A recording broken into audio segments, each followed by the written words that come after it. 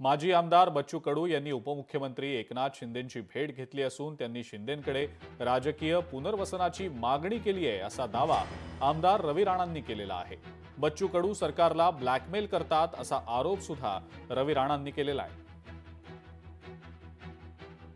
आज त्यांनी त्या ठिकाणी गुवाहाटीला जाताना शेतकऱ्यांना विचारलं काय? उद्धव ठाकरेंच्या मंत्रिमंडळामध्ये मंत्री होते तेव्हा शेतकऱ्यांना विचारलं काय?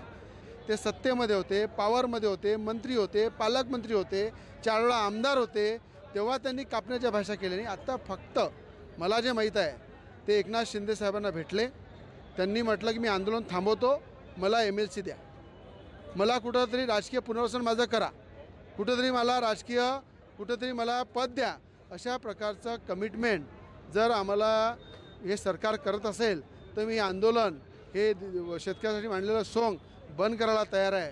अशा प्रकारचं नेहमीप्रमाणे ब्लॅकमेल सरकारला करण्याची त्यांनी पाऊल उचललेलं आहे।